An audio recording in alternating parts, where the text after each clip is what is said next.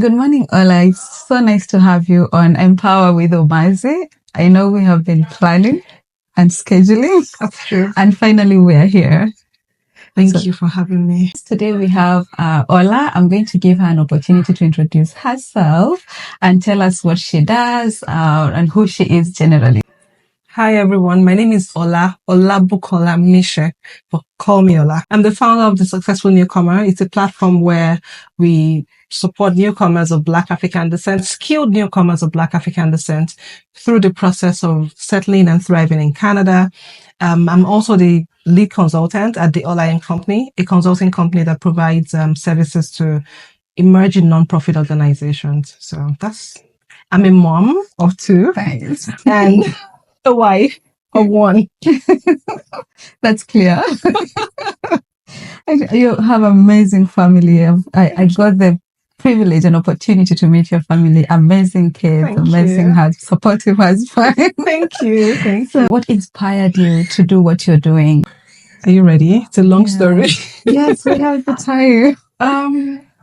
So I came to Canada I'll talk about what we do at The Successful Newcomer, why we do what we do. Yes. I came to Canada as a skilled newcomer in June 2020 in the middle of COVID. Mm-hmm. And because we are skilled newcomers, so we came as with the intention to get a job or maybe I wanted to start a business because I had left my job 1 year, about 15 to 16 months prior to the time that we came to Canada to start my own business. So I really didn't want to go back to that 9-to-5 life.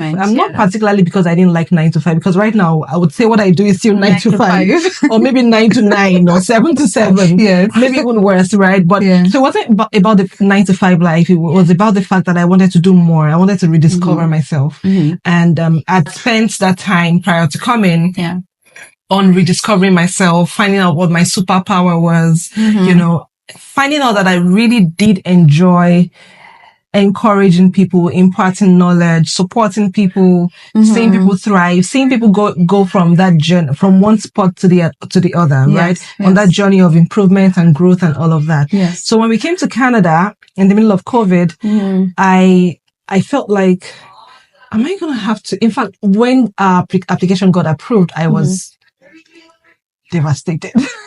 No. I was so sad because I had been hoping, it had been delayed for a while. So I had been hoping that we would get denied because, when you leave your job and you try to do something else, you spend some time, in most cases, suffering, in quotes. So I had spent that time, trying to find my way, trying to meet people, connect, do all sorts of things. I'd gone through that journey. And then just when things began to look great, like absolutely amazing, our application got approved. And I felt like, oh my God. Am I going to have to go back to try to... So when we came to Canada, I realized that people didn't understand the idea of me wanting to maybe start my business or wanting to do things that were not the regular path in terms of, get a job, buy a house, things like that. And I would often meet people who wanted to do things like me, but then we were stuck in the survival life and, things like that. So 1 year after arriving in Canada in June 2021, I put a call out on LinkedIn. I created a Facebook group called The Successful Newcomer. And I put a call out on LinkedIn to say, we've created this group for people who want to start their own business. Okay. In Canada, as soon as they land, like, you don't have to wait for 10 years. So the thing is, people didn't think it was crazy for me to want to start my business. They thought it was crazy for me to want to start my business right after arriving in Canada. Okay. So they thought, maybe wait 5-10 years. That's fine. You'll be okay. So I put that call out to say, if you want to start it now, it's okay. So it's a safe space for your ideas. True. I also found out that there were so many resources and support available to business owners, to newcomers, to, different groups of people that people were not leveraging well enough. So I created that platform as a place where we would share, we would have conversations. But as time went on, we also realized that I also realized that people who needed to build their careers were not, gravitating towards me because right after arriving in Canada, I got a job. I got a job. I applied for jobs. I got a job. Left that one, got another one. So people would often ask me questions like, how are you getting these jobs? Yes. How are you getting these jobs? How are you connecting with people? So that's a popular question. Yeah. It's a popular question, right? Yeah. And then, my resume, different questions like that. Oh, can you tell me how to, I'm having challenges with, so I've always been that person who is able to navigate well within the workspace, deal with people, have conversations, douse tense situations. I've just always been that person. Even when I'm teaching, so I do training too. When I'm teaching and there's a difficult person in class, usually when they come into the class, I know you are one of them. By the time we're like halfway gone into the class, they're already gisting with me. We're vibing and having fun. So I think it's a superpower that I have. Yes. Right. So I started getting all of those questions, and then we kind of widened the bucket to include people looking to build their careers, having conversations around careers, connect. I also realized that another plug in the space was connections. Yeah. So the gap between a person getting a good job and, where they are currently, sometimes it's just about that person who is able to say, I also work here and this is what will look great on your resume. Or these are the things we usually look out for. Or, this is what I think you're not doing right. Or this is how to answer this interview question. Right. Or maybe I can put your name forward as my referral, just that gap. And then because of life, we kind of reduce the work with the online work with the successful newcomer, but the back end work continued in terms of making those connections. So, you want this job? I know someone here. So people already know me that once you tell me you work in a particular place, I might be knocking on your door in a couple of months, say, this person wants to. So that continued to happen, but we always wondered. So my husband on his own path, our paths were like parallel paths initially. He went to school. I went back to school to Connesaga College to study management and community services, because I really realized that this is where I want to be. Like, I cannot make money without impact. I have come to terms with that. I am at peace with it, and that's how I'm trying to navigate my life. Good, yeah. And my husband also went back to school to build a career in digital media, videography, photography, and all of those things. So our paths were parallel, but all through that time, he would make my videos, he would record us, he would help. Even before he went back to school, he would help with all of those things because he has always been interested in that. But we would always have conversations around, that person got that job, because people were actually getting the jobs. People were getting interviews just by, making those connections, helping to review resumes. And we'll say, that person got that job. Oh, really? Wow, that's interesting. Oh, how can we scale this work? How can more people access this? But we're only people, him, and me, just two people, right? So we kept thinking until we got to a point last year, when we realized that we could do a video series. He had done the video series as part of his work in school. Yes. And he didn't get approval from people, permission from people to share widely, but the response to the video series was amazing. Nice. So we thought, why don't you just go ahead and do a video series that would help us to, get people to understand that there are resources available within the community you can take advantage of. So if I'm saying to you that, I have gone to the Waterloo Region Small Business Center and they were able to help me, it's easier for you to think that they can help you because I look like you and think, okay, if I go there, they can help me too. Rather than going on the internet and saying, Waterloo Region Small Business Center can help me, but I don't know anybody who looks like me that they have helped. So we try to use the video series, which is called the Rising Strong video series, to share 3 goals. To challenge the narrative, because we also found out that when we go out, people are surprised by our success in quotes. Yes. Like, you're doing well. You run your company. And then there's a lot of us doing well. It's not just us. Like, people are doing well. People have good jobs. People are contributing to the community. People are giving back. People are doing amazing things. So we wanted people to know that we immigrants of Black African descent, we're here to add value, to support, and to put back, give back to our community. So that's one of the goals, to challenge the narrative. Not that we're here to just depend on the system. We're here to also give back to the system. The second thing is that we're here to, to share resources that some people are doing well now, but they have been able to take advantage of available resources within the community. They still continue to take advantage of available resources within the community. That's why the resources are there. Yes. They're there for everybody, right? Yes. So to be able to share those from a storytelling perspective, that these are people who look like me, who sound like me, who have similar experiences with me, who have used these resources and have come out of it, on the other side. Maybe I can also use those resources. So people will stop suffering in silence. And then number 3, to share inspiring information, to, inspiring content, uplifting content that pick me up, that people take the need. When I'm feeling down, can I even get forward? Can I do this? And then you turn on your, phone and you're seeing, this person sounds like me. This. Yes. I can do this. Let me get going again. Let me try again, right? So that's a long answer to a short question. Oh, no,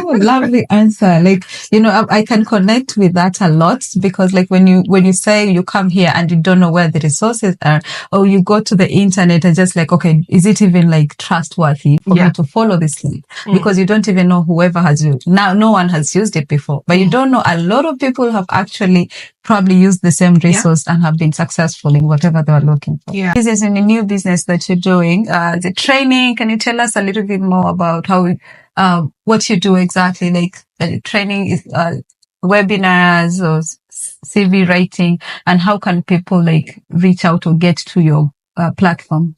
Okay. So, there are 2 things. There's the All I Am company, which is a for-profit business that supports non-profit organization. And then there's a Successful Newcomer, which is a non-profit organization that supports newcomers of Black African descent. And it's through that platform that we have launched the Resume Writing Toolkit. We just launched today. Funny enough. No, it doesn't launch. It's launching in a couple of days. But we have the pre-launch offer out already. Congratulations. Thank you. Thank you. Right. But the settlement part is the part where if people come to us to say, I need help, or we want to, I want to start my business. It's usually very easy for us to say, we live in the region of Waterloo, that's Kitchener particularly. And we know that there are small business centers across the country. So we can easily say, go to a small business center close to you. Yeah. If it's even for other things, maybe challenges, different things like that. But the resume writing is one area where we realize that we find it difficult to find places to send people to, particularly skilled people who are not looking for entry-level jobs, who want to be able to tailor their resume, who want to be strategic in the way they put themselves forward, who want to find a way to shrink that 10, 15 years of experience into just 2 pages as is required in Canada. And so we found ourselves kind of burning out from having one-on-one conversations. And permit me to bring my faith in here. Because, because of our faith also, we got led. That, like, I didn't want to do resume writing. I do training. I love doing it. But I didn't want to do resume. I felt like it was boring. So I wanted to do something more interesting, like Canadian workplace culture, communications, and things like that. But the instruction was do resume writing. Do resume writing. Also, there was a need. Like I said, people would come and we wouldn't find a place to send them to. And so we created a toolkit. It was initially going to be an online course where we had videos. But as we went along with the work, we put the word out within the community to say, tell us what people usually come to you for. And then also ask people, what are you struggling with? What's the challenge? And then we put all of the feedback into creating the toolkit. So we have 29 videos. With instructions on how to create your resume from the scratch. Even though I was the one who created that content, my husband did all of the video recording, audio, and all of those things. So we put our skills together. That's the the ending to the story about where our work was paralleled initially, and then we decided to bring out together. So he did the video, I did the content and the recording, and a lot of those things. So even though I was one that recorded that video on how to create your resume from the scratch, I would not suggest that you create your resume from the scratch. There's no need. There's a resume template there that you can download and just plug in your information. But it was just for people who want to try their hands on doing their resume from the scratch. We have that. We have a detailed video on how to tailor your resume. Nice. That is one question that we get a lot.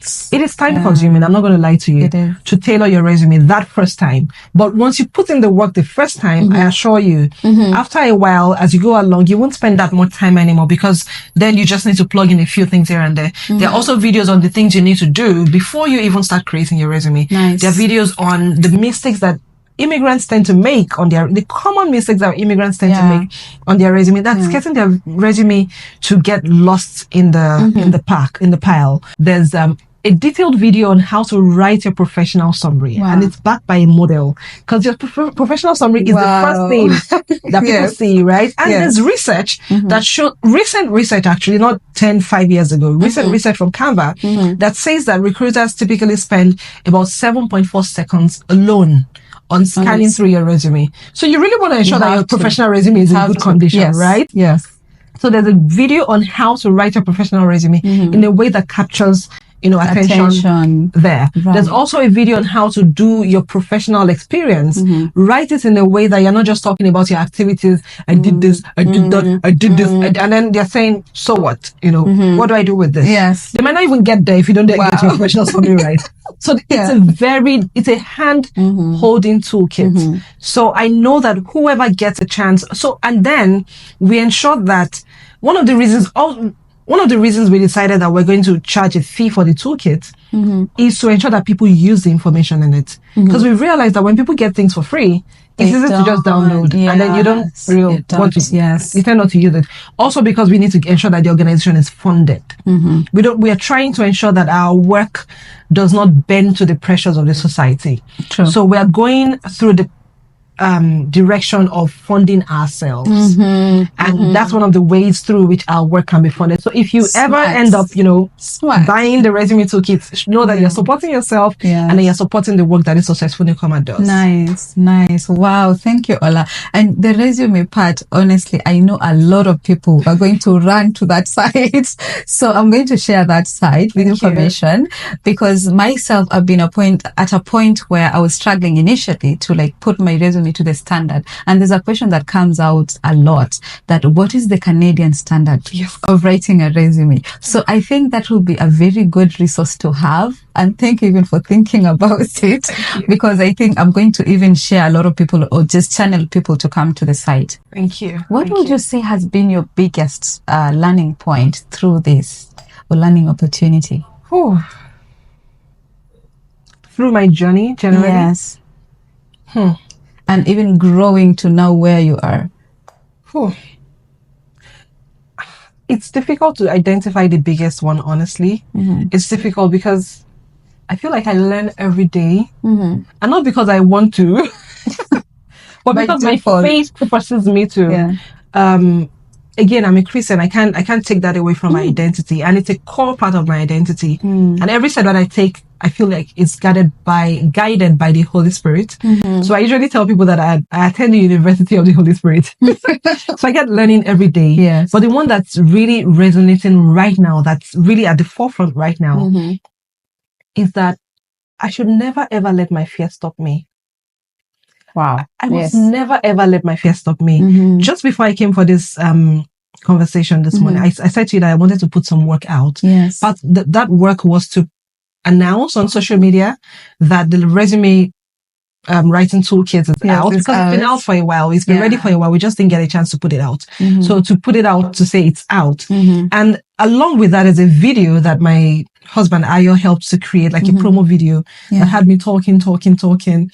And I said to him when I was about to post that, I'm really scared to put this out. So I didn't want to put it out. But the thing is, I never let my fear stop me. I never ever let my fear stop me. So my biggest lesson is that don't you ever let your fear stop you. I've also found out that all of the times that I didn't allow my fear to stop me, there's been so many amazing things on the other side waiting for me, that if I had allowed the fear to stop me, I would not have been able to access those amazing opportunities that are waiting for me. So do not let your fear stop you. Beautiful. That is really powerful, because sometimes we change our mind a lot of maybe I shouldn't do it.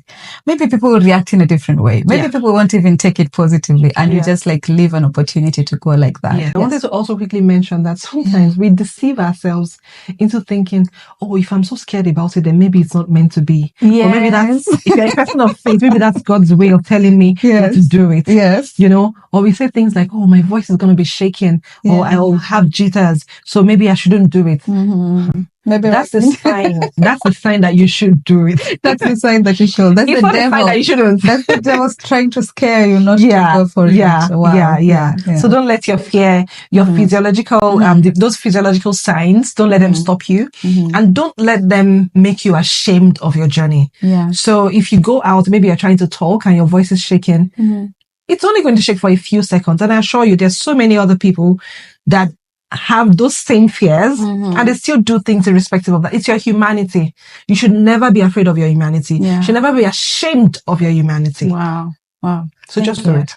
Just do it. I feel like you've just encouraged me right now because I know I'm not a public speaker, but now I'm forced to do it because of my job. And I have to sometimes I'm just telling my admin, can we go together? Just be there. Just stand in the crowd and see you. And so I think I need to be telling myself that over and over again and keep going. So culturally, there's a lot of cultural diversity when we come here. Things are different.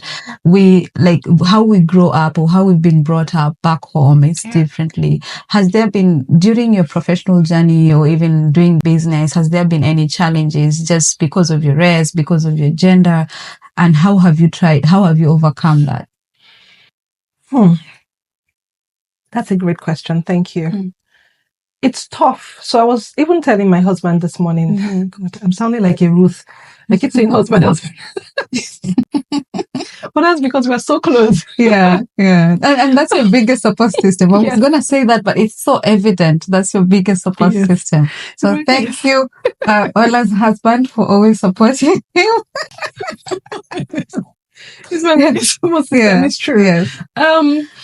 I was telling him this morning that it's often very difficult for me to identify, because I'm of Nigerian origin. Yeah.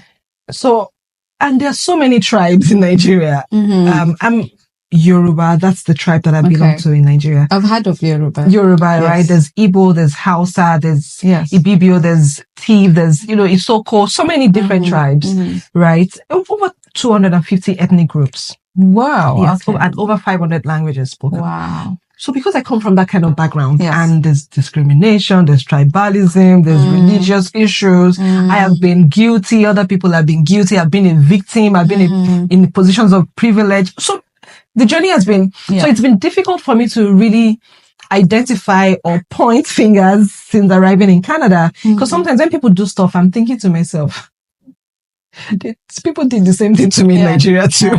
Yes, or it's maybe not here. It's not, or maybe I did something similar to in Nigeria. It's been difficult for me to actually point fingers. One thing that I know that I experience a lot is people not knowing or not believing that I can do stuff until I actually do it.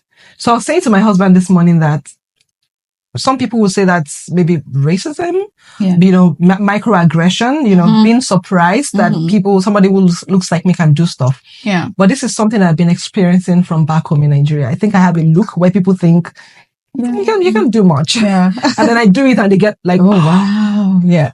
So I can't particularly say that, this is happening to me because I'm black or because I'm a woman, because I've been experiencing that since. It still happened to me last week where, they just didn't think I could do stuff. And then we did it to the glory of God. It was, great. Right. So, that's one area where I know that happens a lot. Also the part where people are very surprised that maybe I run my own business, I do training, I do consulting, or maybe I'm having a conversation with people and they go, how did you learn all these things? I know. So, I think sometimes it comes from, I've had questions like, you came to Canada in June, just a few years ago. How are you able to get here? Again, I don't know if it's because they think I'm black or because they feel like anybody who moves from one country to the other, it's tough for them. Yeah, and you'll need 15 years to you need a while to build that. But that's why we do the work we do at Successful Income, and to show people that people actually arrive ready. Right. Some people get amazing jobs from their home countries, even before arriving. Some people get amazing jobs a few weeks after arriving. People are doing amazing stuff. It's not just the person you're meeting. A lot of people are doing, I'm on a mom's group. Yeah. And we did a survey on the group where we found out that over almost half of the people who responded to that survey are people who earn over $150,000 per annum. That's not a bad income. No, it's Canada, not. right? It's by all not. standards, Yes. right? So people are doing amazing stuff. So in terms of culturally, also the other thing also is the way we use English. Something happened a couple of weeks ago with my children. I posted something on LinkedIn and on Instagram. Yes. That happens a lot in my family, where my kids are saying, sorry, mommy, sorry. Yeah. You guys, can you stop? Apart from the accent, even the way we use the English language. So a few weeks ago, my son he likes to do all those investigative things. So he put some clues together and he was reading the clues to me. So one of the clues read, he hid some things in the house, and one of the clues read, it's in a place where you can't go. I interpreted that as, how would you interpret that? Let me ask you. How would you, a place where you can't go, what does that mean?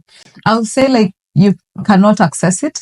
Thank you very much. That's how I interpreted it. Like, you can't access it. I interpreted it as ability. Maybe you don't have the capacity to go there. That's how I interpreted it. His sister interpreted that as a place where you do not have permission to go. Wow. Okay. It was a permission thing. No, not permission. Sorry. It was a permission thing. My daughter said, oh, it's a place where you're not supposed to go, or where you don't have permission to go. And it got me thinking. These are some of the cultural nuances that we struggle with. So because we tend to take that for granted as immigrants or newcomers, where we think, oh, I speak English. I've been taught English. And it's true. For a lot of us, English is even our first language. Because maybe if your parents were like, oh, they have to, colonialism, thinking English is better. You have to learn English and then you struggle to learn your own language later. But we have to think about the way we use the language.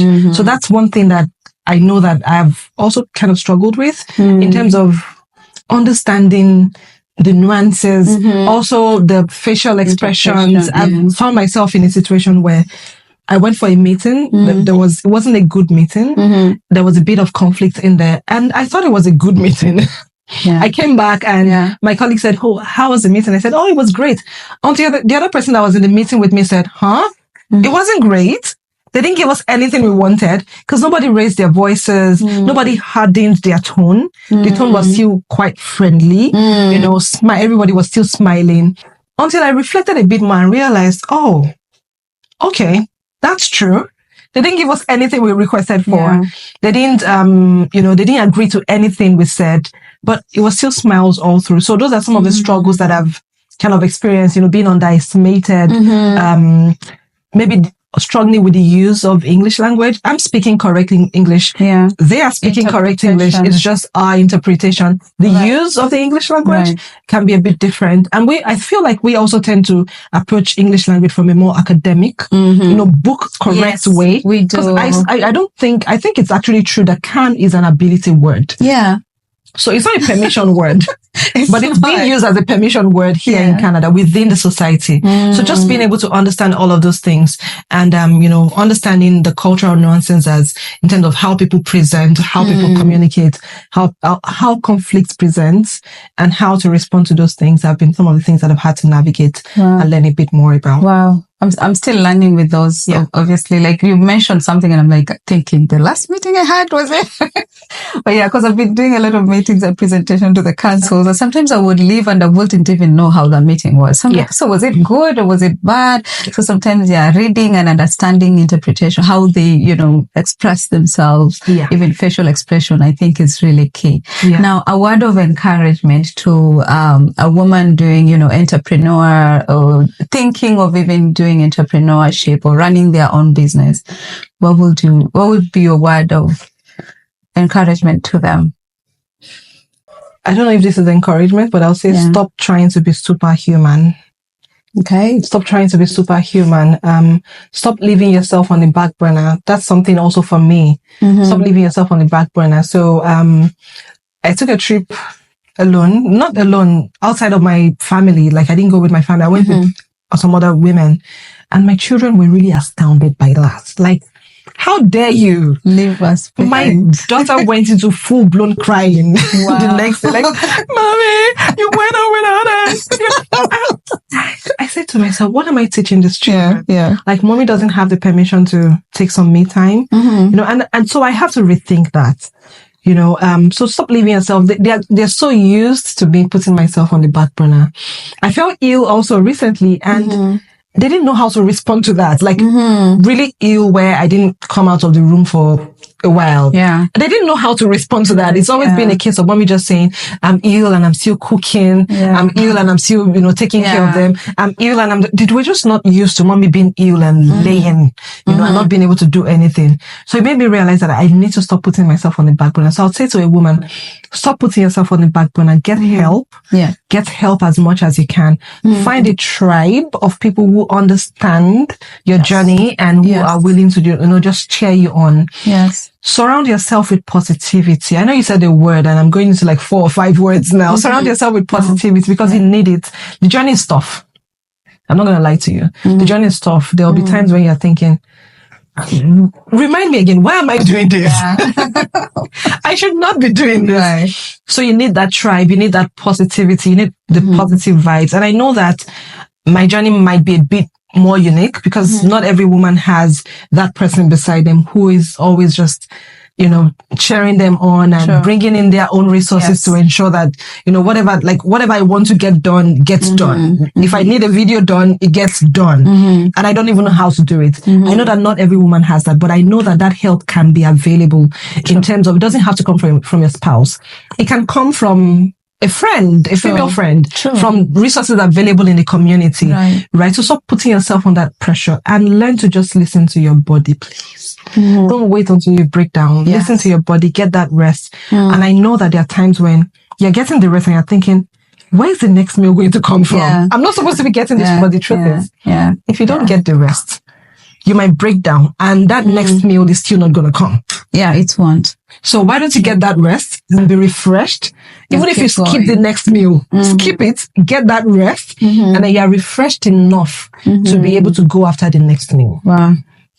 That's my word. Those are my words. Thank you. I was going to say, because sometimes like we come and we want to I have so many things I need to achieve. I can't afford to even rest. I can't afford to, my mind sometimes keeps going and going, and I'm in bed and my mind is going and going. And when is the next grant coming? Where do I go?